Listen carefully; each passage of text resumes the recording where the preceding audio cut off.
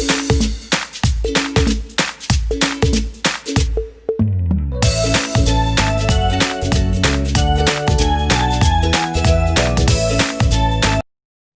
बच्चों, कैसे हैं आप।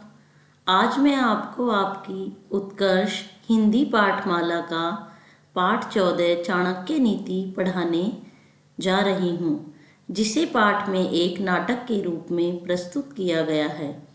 पाठ को पढ़ाने से पहले मैं आपसे यह कहना चाहूँगी कि जिसने भी अभी तक मेरे चैनल को सब्सक्राइब नहीं किया, इसे लाइक करें, अपने दोस्तों को ज़्यादा से ज़्यादा शेयर करें और सब्सक्राइब करें। अब मैं पाठ को पढ़ना शुरू करती हूँ। आप जानते ही हैं, यूनानी यायावर योद्धा सिकंदर ने भारत के महान योद्धा पुरु को युद्ध में पराजित किया था। पराजित का अर्थ होता है हराना। इस पराजय की किसी ने कभी कल्पना भी नहीं की थी। पराजित होने के बाद जब पुरु को सिकंदर के सम्मुख लाया गया तो उसने पूछा, तुम्हारे साथ कैसा व्यवहार किया जाए। सम्मुख का अर्थ होता है सामने। पुरु ने निर्भीक होकर कहा था, जैसा एक वीर को दूसरे वीर के साथ करना चाहिए। निर्भीक का अर्थ होता है निडर। जब यूनानी यायावर योद्धा सिकंदर ने भारत के महान योद्धा पुरु को युद्ध में हरा दिया था, इस पराजय की इसका अर्थ है कि इस हार की कभी किसी ने कल्पना भी नहीं की थी। हारने के बाद जब पुरु को सिकंदर के सामने लाया गया तो उसने पूछा कि तुम्हारे साथ कैसा व्यवहार किया जाए। तब पुरु ने निडर होकर यह कहा, जैसा एक वीर को दूसरे वीर के साथ करना चाहिए। पाठ प्रवेश।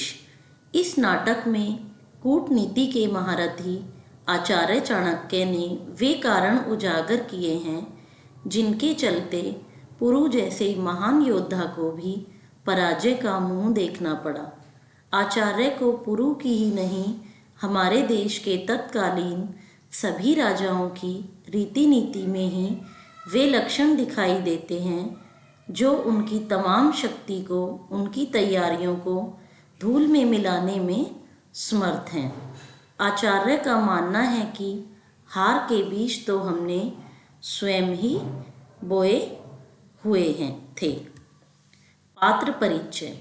इस पाठ को एक नाटक के रूप में प्रस्तुत किया गया है और इसमें पात्र हैं चाणक्य, ऋषि कल्प महान राजनीतिज्ञ एवं राष्ट्र निर्माता, चंद्रगुप्त भावी भारत सम्राट, सिंहरण मालव वीर, व्याघ्रपाद शिवी गणराज्य के प्रमुख, अलका मालव वीरांगना, मालव के नर नारी और सैनिक। अब आगे पढ़ते हैं। शिवी गणराज्य का मंत्रणागृह। मध्य में एक कुशासन मंडित आसंदी पर आचार्य चाणक्य बैठे हैं।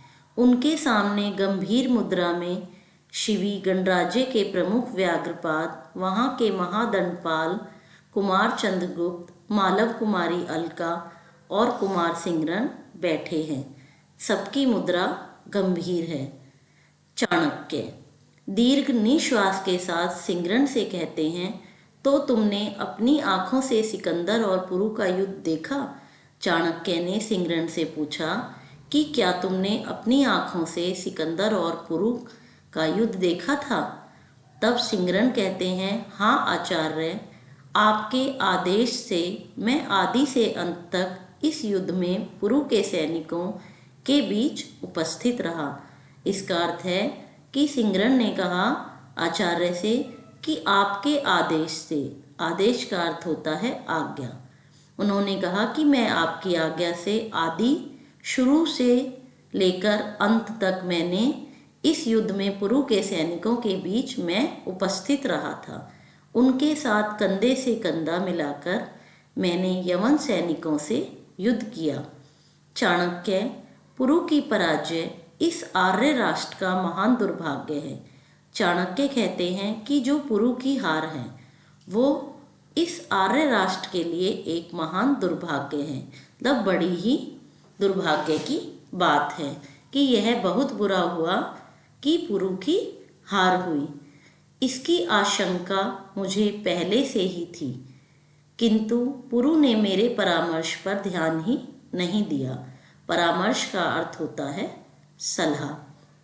चंद्रगुप्त, गुरुदेव, आपने तो उसके सामने यह प्रस्ताव रखा था कि वह आर्य राष्ट्र की सम्मिलित वाहिनी का नेतृत्व करे। वाहिनी का अर्थ होता है सेना का एक भाग। चंद्रगुप्त चाणक्य से कहते हैं कि गुरुदेव, आपने तो उसके सामने यह प्रस्ताव रखा था कि उससे कहा था कि वह आर्य राष्ट्र की सम्मिलित वाहिनी का नेतृत्व करे, कि सेना के एक भाग का नेतृत्व करे और आपकी प्रेरणा से पंचनद के अनेक जनपद सिकंदर के विरुद्ध पुरु के अभियान में संपूर्ण सहयोग देने के लिए कृत संकल्प थे। कृत संकल्प का अर्थ होता है पक्का इरादा, दृढ़ निश्चय करना। परंतु अभिमानी पुरु ने आपके प्रस्ताव का उपहास किया। उपहास का अर्थ होता है मजाक उड़ाना। चाणक्य ने जब प्रस्ताव रखा पुरु के सामने, तो अभिमानी अहंकारी पुरु ने उनके प्रस्ताव का मजाक उड़ाया और उनकी सलाह नहीं मानी और अकेले ही सिकंदर को पराजित करने के सपने देखता रहा। स्वप्न का अर्थ होता है सपना। चाणक्य ने चंद्रगुप्त से कहा, चंद्रगुप्त, इसे सदैव स्मरण रखो कि स्वार्थी और अभिमानी शासक एवं राजनीतिज्ञ देश के सबसे बड़े आंतरिक शत्रु होते हैं। चाणक्य चंद्रगुप्त से कहते हैं कि इसे सदैव, कि इस बात को हमेशा याद रखो कि जो स्वार्थी और अभिमानी शासक होते हैं, स्वार्थी जो अपने ही बारे में सोचता हो, अभिमानी का अर्थ होता है अहंकारी, जिसे अपने ऊपर अहंकार होता है, जिसमें अहम की भावना होती है, जो ऐसा शासक होता है एवं राजनीतिज्ञ देश के सबसे बड़े आंतरिक शत्रु होते हैं। आंतरिक का अर्थ होता है जिसका संबंध भीतरी बातों से हो, जो सभी बातें जानता हो। उन्हीं के अविवेक से राष्ट्रों पर बड़ी बड़ी विपत्तियां आती हैं। चाणक्य चंद्रगुप्त से कहते हैं कि जो अभिमानी और स्वार्थी शासक होते हैं वही सबसे बड़े शत्रु होते हैं। उन्हीं के अविवेक से, उनकी नासमझी के कारण राष्ट्रों पर बड़ी बड़ी विपत्तियां आती हैं। विपत्तियां का अर्थ होता है मुसीबतें। आंधी के स्वार्थ ने देश का द्वार सिकंदर के लिए खोल दिया। चाणक्य चंद्रगुप्त से कहते हैं, जिस तरह आंधी एक स्वार्थी था, आंधी ने अपने स्वार्थ के कारण अपने देश का द्वार सिकंदर के लिए खोल दिया, केवल अपने ही बारे में सोचते हुए। और पुरु के दंभ ने पराजय का अविस्मरणीय का अर्थ होता है जिसे कभी भी भूला नहीं जा सके, जिसे कभी भी भुलाया नहीं जा सके, जो हमेशा याद रहे। वह कलंक इतिहास में अंकित कर दिया। सिंहरण चाणक्य से कहते हैं, आचार्य, पुरु का पराक्रम और शौर्य असाधारण था, कि पुरु का जो पराक्रम और शौर्य था वह असाधारण था। भारतीय सैनिकों की वीरता देखकर सिकंदर स्वयं स्तब्ध और मुग्ध था। आरंभ में वह विजय की आशा छोड़ बैठा था, किंतु दैव ही पुरु के प्रतिकूल हो गया। सिंहरण चाणक्य से कहते हैं कि आचार्य, पुरु एक वीर राजा थे, उनका पराक्रम और शौर्य असाधारण था। भारतीय सैनिकों की वीरता देखकर सिकंदर भी आश्चर्यचकित और मुग्ध हो गया था।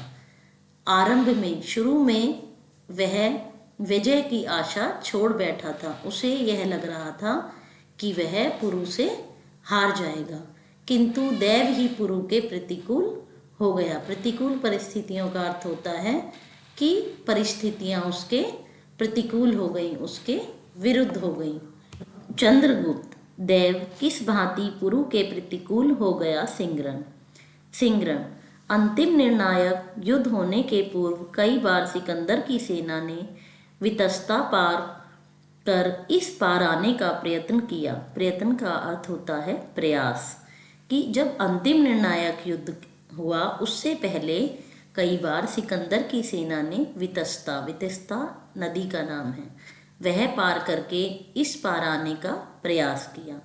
एक बार उसके असंख्य सैनिकों ने नौकाओं पर सरिता पार कर पुरु के स्कंधावार पर आक्रमण करना चाहा, पर भारतीय धनुर्धरों ने उनके सिरों को काट काट कर कंदुकों की तरह आकाश में उछाल दिया और उन्हें जल समाधि लेने को विवश कर दिया। विवश का अर्थ होता है मजबूर करना। कंदुकों का अर्थ होता है एक गेंद की तरह उन्हें आकाश में उछाल दिया। धनुर्धर का अर्थ होता है धनुष को धारण करने वाला। जब एक बार उसके असंख्य सैनिक नौकाओं पर सरिता पार कर रहे थे, उन्होंने पुरु के स्कंधावार पर आक्रमण करना चाहा था, पर भारतीय धनुर्धर थे जो उन्होंने उनके सिरों को काट काट कर गेंद की तरह आकाश में उछाल दिया और उन्हें जल समाधि लेने को मजबूर कर दिया। वितस्ता के पुल पर से भी उन्होंने इस पार आने का प्रयास किया, पर इसमें भी उन्हें सफलता नहीं मिली। व्याघ्रपाद। फिर सिकंदर की सेना को वितस्ता पार कर पुरु की सीमा में प्रविष्ट होने का अवसर कैसे मिला? प्रविष्ट का अर्थ होता है प्रवेश। कि उन्हें सीमा में, पुरु की सीमा में वे कैसे उन्होंने प्रवेश किया, अवसर, उन्हें मौका कैसे मिला। व्याघ्रपाद पूछ रहे हैं कि फिर सिकंदर की सेना को वितस्ता पार करके पुरु की सीमा में प्रवेश करने का मौका कैसे मिला। सिंहरण। पुरु और सिकंदर के स्कंधावार वितस्ता के आर पार बिल्कुल आमने सामने ही थे। पुरु को पता नहीं चल सका। सिकंदर ने ऊपर की ओर कुछ दूर हटकर एक अंधेरी रात्रि में अपनी विशाल वाहिनी वितस्ता के इस पार उतार दी। विशाल वाहिनी, अपनी विशाल सेना वितस्ता के इस पार उतार दी। आंधी के द्वारा उसे ऐसे स्थान पर संधान मिल गया था। संधान का अर्थ होता है दिशा, रास्ता, जो आंधी ने स्वार्थवश उन्हें दिया था, जहां धारा के बीच एक द्वीप था और बिना नौकाओं के नदी पार करना सेना के लिए सुगम था। देश की सुरक्षा के लिए सबसे पहले देशद्रोहियों का मूलोच्छेद होना ही चाहिए। मूलोच्छेद होता है जड़ से उखाड़ देना, पूरी तरह से नष्ट कर देना। चाणक्य कहते हैं कि देश की सुरक्षा के लिए सबसे पहले जो देशद्रोही हैं उनको पूरी तरह से नष्ट कर देना चाहिए। उनके साथ नरमी का व्यवहार अपने आप में ही अक्षम्य देशद्रोह है। अक्षम्य का अर्थ होता है जिसे क्षमा नहीं किया जा सकता। उनके साथ जो नरमी का व्यवहार होता है उनके साथ कभी भी नरमी का व्यवहार नहीं करना चाहिए, क्योंकि वही अपने आप में अक्षम्य, क्षमा न करने वाला देशद्रोह है। सिंहरण। यथार्थ है गुरुदेव, आंधी के कलुषित हृदय जैसी ही काली थी वह रात्रि। कलुषित का अर्थ होता है गंदा हुआ, मैला हुआ। कि जैसे आंधी का गंदा हुआ हृदय था, स्वार्थवश उसका हृदय गंदा हो गया था, ऐसी ही वह रात्रि काली थी जब सिकंदर की सेना वितस्ता के पार आई। आकाश में घने बादल घिराए थे, घनघोर वर्षा भी होने लगी थी। घनघोर तब बहुत तेज वर्षा हो रही थी। प्रशिक्षित यवन सेना इस प्रतिकूल परिस्थिति में भी नदी के पार आ गई। पुरु को जैसे ही इसका समाचार मिला, उसने अपने युवराज के नेतृत्व में एक बड़ा सैनिक दल उसके प्रतिरोध के लिए भेजा। इस सैन्य दल ने बड़ी वीरता से सिकंदर की प्रगति को रोका, पर उनमें से कोई भी जीवित नहीं बचा। जो सैन्य दल था, उन्होंने बड़ी वीरता से सिकंदर की सेना का सामना किया, परंतु उनमें से कोई भी जीवित नहीं बचा। चाणक्य मदांत और अदूरदर्शी राजपुरुषों के अविवेक और प्रमाद के कारण अपराजय सेनाएं भी पराजित हो जाती हैं। अच्छा, फिर क्या हुआ? अपराजय का अर्थ होता है जिसे कोई भी हरा ना सके। सिंगरण युवराज की सेना के निशेष हो जाने पर सिकंदर आगे नहीं बढ़ा और कुशल रण विशारद की तरह पुरु की सेना के आक्रमण का इंतजार करने लगा। महावीर पुरु ने आगे बढ़कर एक व्यूह रचना की और सिकंदर की सेना पर प्रबल आक्रमण कर दिया। पुरु की सेना के हाथियों की मार से सिकंदर की सेना के छक्के छूट गए। इसके अर्थ है कि सिकंदर की सेना घबरा गई और उसे अपनी हार निश्चित प्रतीत होने लगी। उसे लगने लगा कि वह निश्चित ही हार जाएंगे। चाणक्य फिर सहसा पासा कैसे पलट गया? सिंगरण गुरुदेव, सिकंदर अनैतिक और क्रूर तो अवश्य है, पर उसका साहस और रण कौशल अनुकरणीय है। रण कौशल का अर्थ होता है युद्ध करने की कला अथवा सही ढंग। चाणक्य ने कहा कि फिर अचानक पासा कैसे पलट गया? सिंगरण ने कहा, गुरुदेव, सिकंदर अनैतिक और क्रूर तो है, परंतु उसका साहस और रण कौशल, जो उसके युद्ध करने की कला है, वह अनुकरण के योग्य है। वह साहस बटोर कर उसने फिर दोबारा से साहस बटोरा और अपने चुने हुए अश्वारोही धनुर्धरों की सेना लेकर पुरु की हस्ती सेना पर टूट पड़ा। हस्ती सेना हाथियों की जो सेना थी उन पर दोबारा आक्रमण कर दिया। ग्रीक सेना के प्रशिक्षित और अनुभवी अश्वारोही हाथियों के व्यूह में घुसकर उनको भालों से छेदने लगे। पुरु ने इस स्थिति को भी दृढ़ता से संभाला और अपने पैदल धनुर्धरों की सेना को अश्वारोही ग्रीक सेना के प्रतिरोध के लिए आगे कर दिया। चाणक्य पुरु के ये धनुर्धर अपने अचूक लक्ष्य भेद के लिए विख्यात हैं। उसे इन पर बड़ा गर्व था। लक्ष्य भेद का अर्थ होता है निशाने का साधना। चाणक्य कहते हैं कि पुरु के जो ये धनुर्धर थे वे अपने अचूक निशाने के लिए विख्यात हैं। उसे इन पर बड़ा गर्व था। सिंगरण चाणक्य से कहते हैं, आचार्य, दुर्भाग्य के सामने किसी की कुछ नहीं चलती। आप जानते ही हैं, ये सैनिक भूमि पर टेक कर अपना धनुष चलाते हैं। वर्षा के कारण भूमि इतनी गीली हो गई थी, वर्षा के कारण भूमि गीली हो गई थी कि उनके धनुष धरती पर रुक नहीं पा रहे थे। टिकना का अर्थ होता है रुकना, और वे फिसल गए। परिणाम यह हुआ कि पुरु की यह सेना भी शरसंधान का कौशल प्रदर्शित किए बिना ही मारी गई। तत्पश्चात उसके बाद चाणक्य, तत्पश्चात कुछ नहीं, मैं वह नहीं सुनना चाहता। तुम कहोगे महावीर पुरु समस्त सेना का संहार हो जाने पर, मतलब कि समस्त सेना उसकी खत्म हो गई थी, वो नष्ट हो गई थी, उसके बाद भी वह अकेला युद्ध क्षेत्र में डटा रहा। मूर्ख के शौर्य को मैं शौर्य नहीं मानता। मेरी दृष्टि में क्रूर विजेता और पराजित शूर दोनों ही एक जैसे निंदे हैं। निंदे का अर्थ होता है निंदा करने के योग्य है। चाणक्य कहते हैं कि जो मूर्ख के शौर्य को मैं, शौर्य का अर्थ होता है वे कहते हैं कि मैं मूर्ख की वीरता को वीरता नहीं मानता। मेरी दृष्टि में, मेरे विचार से क्रूर जो विजेता है और पराजित वीर है, वे दोनों ही निंदा के योग्य हैं। चंद्रगुप्त, मैं आपकी बात नहीं समझ सका गुरुदेव। चंद्रगुप्त चाणक्य से कहते हैं कि गुरुदेव, मुझे आपकी बात समझ में नहीं आ रही है।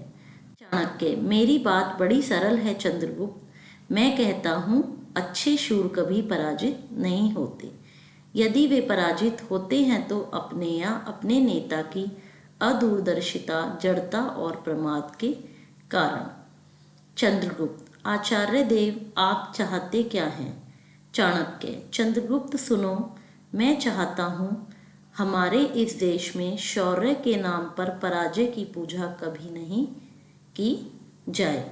चंद्रगुप्त से चाणक्य कहते हैं कि मैं यह चाहता हूँ कि हमारे देश में शौर्य के नाम पर कभी भी हार की पूजा नहीं करनी चाहिए। शौर्य का एक ही लक्ष्य होता है, विजय। उसे प्राप्त करने के सब साधन जुटाते रहना ही सच्ची वीरता है। हमारे राजपुरुष इतने दूरदर्शी, दक्ष और कर्तव्यपरायण हों कि उनकी योजनाओं में संयोग या दुर्भाग्य के लिए कोई अवकाश ही न रह जाए।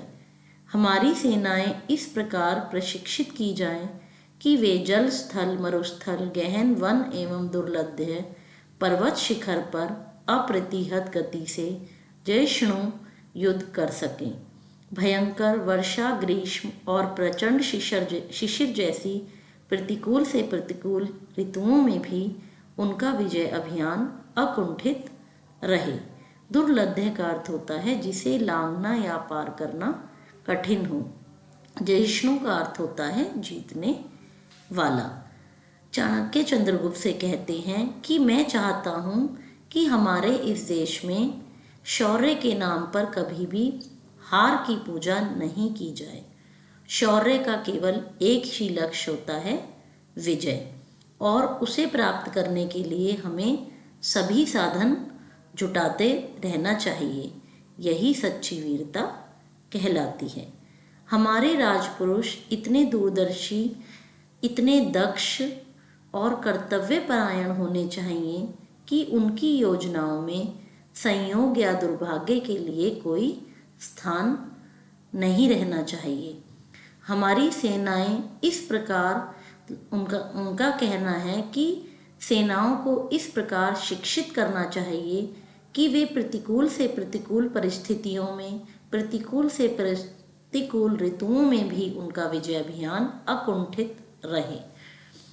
हमारी सेनाएं इस प्रकार प्रशिक्षित होनी चाहिए कि वे जल, स्थल, मरुस्थल, गहन वन एवं जिसे लांघना या पार करना कठिन भी हो, ऐसे पर्वत शिखर पर अप्रतिहत गति से जीतने वाला युद्ध कर सकें। जयिष्णु का अर्थ होता है जीतने वाला।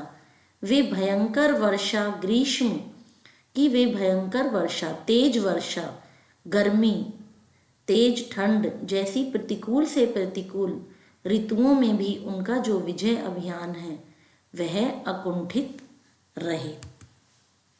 अलका, बड़ा महान स्वप्न है गुरुदेव। हंसकर चाणक्य, स्वप्न? मैं स्वप्नदर्शी नहीं हूँ अलका, मैं सत्यदृष्टा ब्राह्मण हूँ। सत्यदृष्टा का अर्थ होता है कि सत्य असत्य के भेद को समझने वाला। चाणक्य अलका से कहते हैं कि मैं स्वप्नदर्शी नहीं हूँ, मैं सत्य और असत्य के भेद को समझने वाला ब्राह्मण हूँ। मैं सत्य ही देखता हूँ और सत्य ही मेरी वाणी में निवास करता है। तुम इसे मेरा जीवनादर्श कह सकती हो, पर दूसरे देश इसे आदर्श कहते हैं। वही इस देश के जीवन का यथार्थ है। ऊर्ज स्वित, ऊर्जा से भरा हुआ, बलवान। निर्दिष्ट का अर्थ होता है जिसका निर्देश दिया गया हो, बतलाया गया।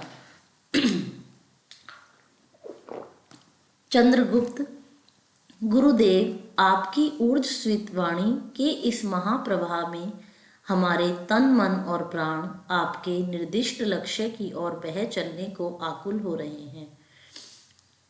चंद्रगुप्त कहते हैं गुरुदेव, आपके ऊर्जा से भरे हुई जो ये वाणी है, इसके इस महाप्रवाह में हमारे तन, मन और प्राण आपके जो आपका निर्देश दिया गया है, हमें जो आप बताओगे, हम उसी लक्ष्य की ओर बह चलने को व्याकुल हो रहे हैं। आकुल का अर्थ होता है व्याकुल। आप हमारे कर्तव्यों का निर्धारण करें। चाणक्य, ठीक है चंद्रगुप्त, सिकंदर की सेना की गतिविधि का मुझे आभास मिल गया है। वह अब धीरे धीरे अश्विनी की ओर बढ़ रहा है।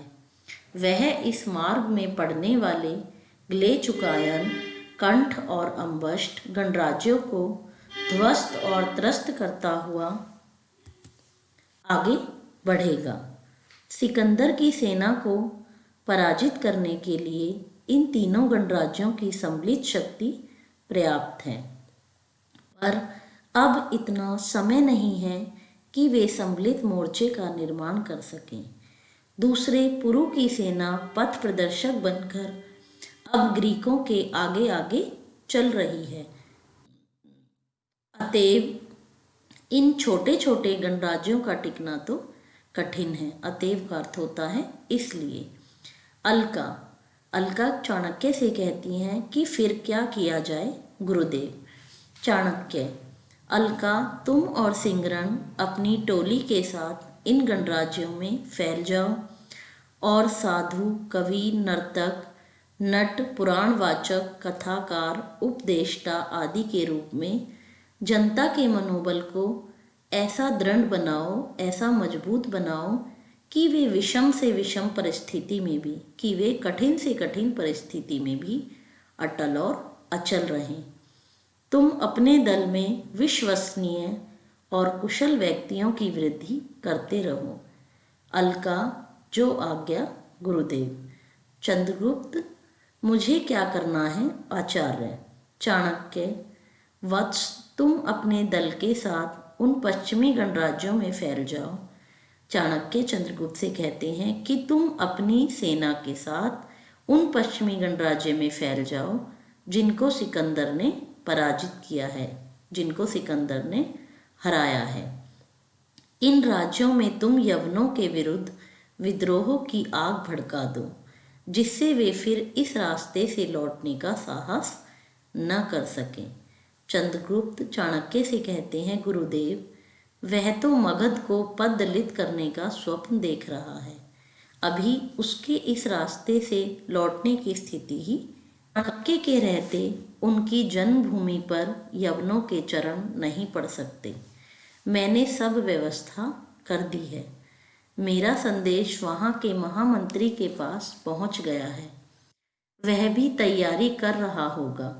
मैंने अपने गुप्तचर भी पंच नद से मगध तक फैला दिए हैं, जो जनता को सिकंदर के अभियान के विरुद्ध उत्तेजित कर रहे हैं। मैं ऐसी परिस्थिति का निर्माण करना चाहता हूँ कि सिकंदर को शतद्रु पार करने का साहस ही ना हो। यदि उसने ऐसा किया तो उसे शत्रु और यमुना के बीच मगध की लक्षाधिक वाहिनी का सामना करना होगा। लक्षाधिक होता है लाख से भी ज़्यादा। चंद्रगुप्त, धन्य गुरुदेव, आपकी योजना मेरी समझ में आ गई है। चंद्रगुप्त कहते हैं चाणक्य से कि गुरुदेव, जो आपने योजना बनाई है वह मेरी समझ में आ गई है। मैं आपके कहे अनुसार पश्चिमी जनपदों में विद्रोह की आग भड़का दूंगा। किंतु सिकंदर ने यदि आपकी योजना के अनुसार आगे बढ़ने का साहस नहीं किया और पश्चिमी जनपद विद्रोही हो गए, फिर भी सिकंदर अपने लौटने का मार्ग निकाल लेगा। मार्ग का अर्थ होता है रास्ता। उसके लिए आपने क्या व्यवस्था की है। चाणक्य चंद्रगुप्त से कहते हैं कि तुम्हारी जिज्ञासा ठीक है वत्स। इस स्थिति में वह क्षुद्रकों और मालवों के जनपदों को पदलित करता हुआ लौटेगा। उसके लिए भी मैंने उपाय सोच लिया है। सिंगरण, वह क्या है आचार्य।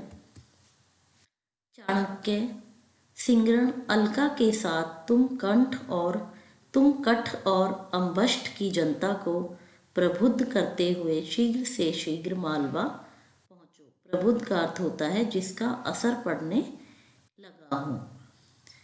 तुम मालव हो। क्षुद्रक और मालवों की पुरानी शत्रुता को दूर कर उन्हें सम्मिलित रूप से सिकंदर के प्रतिरोध के लिए तैयार करो। महाशूर मालवों और क्षुद्रकों की सम्मिलित शक्ति के समक्ष सिकंदर की सेना टिक नहीं सकेगी। समक्ष का अर्थ होता है सामने। अलका, मैं चाहता हूँ कि मालवों के बाणों से ही सिकंदर को वीरगति प्राप्त हो। चाणक्य कहते हैं कि सिंगरण अलका के साथ तुम कंठ और अम्बष्ट की जनता को प्रबुद्ध करते हुए शीघ्र से शीघ्र मालवा पहुंच जाओ। तुम मालव हो, क्षुद्रक और मालवों की पुरानी शत्रुता को दूर कर उन्हें सम्मिलित रूप से सिकंदर के प्रतिरोध के लिए तैयार करो। सिकंदर की सेना वहाँ पर टिक नहीं सकेगी। और अलका, चाणक्य कहते हैं अलका से कि मैं चाहता हूँ कि मालवों के बाणों से ही सिकंदर को वीरगति प्राप्त हो। अलका, ऐसा ही होगा गुरुदेव। चाणक्य, सावधान रहना सिंगरण, सिकंदर की गुप्तचर व्यवस्था बड़ी पूर्ण है। चाणक्य कहते हैं कि सावधान सिंगरण, तुम सावधान रहना, क्योंकि सिकंदर की जो गुप्तचर व्यवस्था है वे बड़ी ही पूर्ण है। चंद्रगुप्त, इस बीच आप कहाँ रहेंगे आचार्य? चाणक्य कहते हैं कि मैं सब जगह रहूँगा चंद्रगुप्त। क्यों सिंगरण? सुना है सिकंदर भारत के ब्राह्मणों की खोज में है, वह उन्हें यूनान ले जाना चाहता है। सिंगरण चाणक्य से कहते हैं कि आपने ठीक ही सुना है गुरुदेव कि वह भारत के ब्राह्मणों की खोज में है और वह उन्हें अपने साथ यूनान ले जाना चाहता है। तब चाणक्य हंसकर कहते हैं कि मैं उससे भी भेंट करूँगा। इसका अर्थ है कि मैं उससे भी मिलूँगा और उससे कहूँगा कि मुझे ही अपने देश को ले चले। सब लोग आचार्य चाणक्य की जय कहते हैं। चाणक्य कहते हैं कि यह नहीं कि मेरी जय मत बोलो, महान भारतीय राष्ट्र की जय कहो। सब भारतीय राष्ट्र की जय। अब बच्चों, मैं इस पाठ को समाप्त करती हूँ। आशा करती हूँ आपको यह वीडियो पसंद आया होगा। धन्यवाद।